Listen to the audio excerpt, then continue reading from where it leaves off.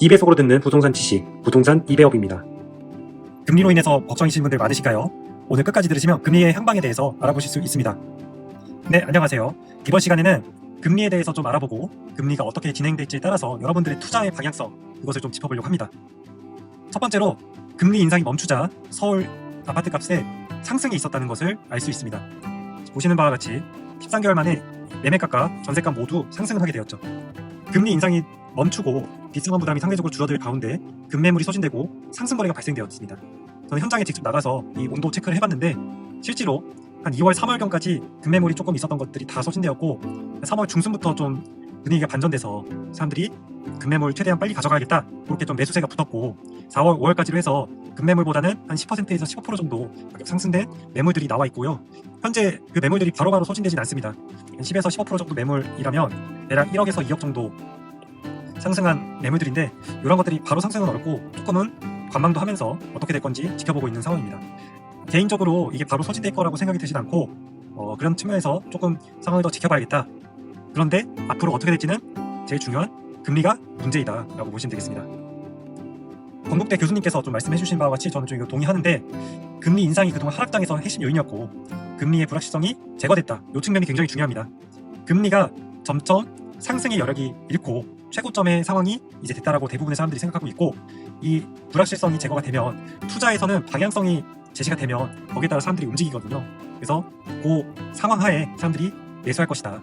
다만 한 가지 있을 것은 연말까지 금리 하락으로 전환될지 그 여부가 중요하고 그에 따라서 당장은 매수세가 강해지지는 않을 것이다 라고 보는 게 전반적인 뷰이십니다. 요거 전체적으로 제가 좀 동의하는 바이기 때문에 그 건국대 교수님의 내용도 다시 한번 말씀을 드렸습니다. 다음으로 주택담보대출에 대한 금리 측면에서 좀 말씀을 드릴 게 있는데 지금 금매 당시 1, 2월 정도 그때 매물을 사셨던 분들은 굉장히 코픽스 금리 자체도 높았기 때문에 실제 금리가 높았던 시점을 기준으로 매수를 하셨어요. 근데 막상 3월, 4월 정도에 잔금을 치르시잖아요.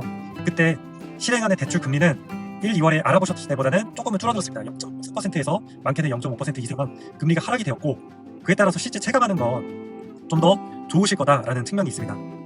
만약에 2월 내지 3월 정도에 이 매수를 하셨던 분들은 이분들도 나름 저가 매수하신 거고 4, 5월경에 잔금 치르신다고 하면 대부분 지금 현재 웃고 계실 겁니다. 금리 측면에서 여러 가지 보실 게 많은데 저는 요 전체적인 지문에서 3가지 정도 번개 팁을 좀 드리려고 합니다. 첫 번째로 요즘같이 최고점 금리다 라고 어느 정도 시장에 컨센서스가 이루어졌을 경우 변동금리 하시면 좀 유리합니다. 변동금리가 고정금리보다 상대적으로 좀 높을 거예요. 실행하시려고 알아보시면.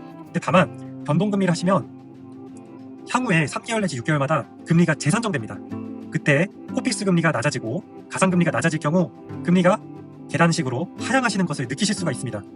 통상적으로 고정금리는 보통 3년 정도 일정하게 깔고 가는데 3년이면 사실 꽤나 긴 기간이고 앞으로 그 기간 동안 하락할 가능성이 매우 높다라고 보시면 좋을 거기 때문에 변동금리로 좀 하셔라. 그렇게 유리하다라고 말씀을 드리고 싶고 실제로 금리 구간별 주택담보대출의 비중을 보시면 카뱅이나 K뱅 쪽에 3에서 4% 정도로 좀 많은데 만약에 하시게 되면 이런 인터넷 뱅킹 쪽으로 해서 알아보시면 좀 유리합니다. 저도 최근에 실제로 제가 눌러봤고 그때 금리를 확인해보니까 3.8% 정도 나왔습니다. 대략 한 대출 금액은 4, 5억 수준이었고 그 정도 금액이 나온다라고 보시면 실제로 대출 나중에 좀 더 몇 개월 뒤에 하실 분들은 조금 더 유리한 대출 금리를 확보하실 수 있을 거라고 생각합니다. 그리고 세 번째 꿀팁은 특례 보금자리론이 아직 유효합니다. 9억 이하의 주택에 대해서는 특례 보금자리론을 이용하시면 요거는 금리가 4% 초반대에 나오실 거거든요. 근데 다만 여러 대출 측면에서 금리 측면도 있고 DTI나 DSR 같은 측면도 있고 LTV 측면도 있습니다. 특히나 LTV 측면에서 대출을 최대한 끌어올 수 있을 상황이라면 차라리 그냥 특례 보금자리론 쓰시는 경우가 낫겠다라고 보시면 되겠습니다. 그래서 3가지 꿀팁을 드렸는데 여러분들이 한번 금리를 알아보신다면 실제 체감하시는 정도가 있으실 겁니다. 다음으로 올해 경제 성장률을 좀 아쉽네요. 1.4%로 하향 조정했다라고 보시면 됩니다.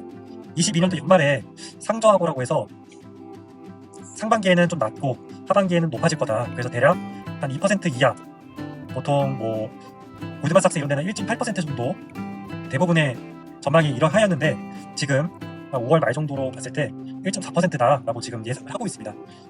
특히나 금리는 지금 3.5%로 동결을 시켰는데 금리 동결의 사유는 대부분 물가가 어느 정도 잡혔다라고 보는 것이 중론입니다.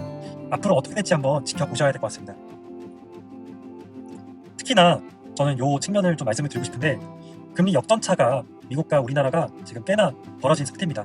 그 상황에서 원래는 한국이 미국보다는 상대적으로 경제 안정성 측면에서는 좀 낮기 때문에 금리가 높아야 외화 유출 측면에서는 유리하다라고 보셔야 되는데, 지금 금리 차가 꽤나 크죠.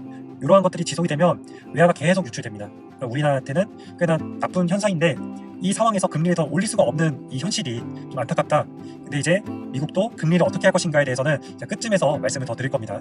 그래서 이러한 금리 역전 상황이고, 연내에 금리 인하를 우리나라는 지금 고려해야 되는 상황이다. 그 이유는 물가 상승은 어느 정도 잡혔고, 다만 경제 성장 측면에서 이제 원동력을 불어 넣어야 되거든요. 그러려면 금리 인하를 어느 정도 시작해야 되지 않겠냐라는 것이 현재 상황입니다. 그 이충재님께서 좀 설명했던 것처럼 어느 정도 지금 상황이 좋진 않아요. 그리고 총재님께서 지금 돈풀기로 성장에 대해서 대응하는 건 굉장히 좋지 않다, 나라 망치는 길이다라고 딱 꼬집어서 말씀하셨습니다. 굉장히 동의하는 바입니다.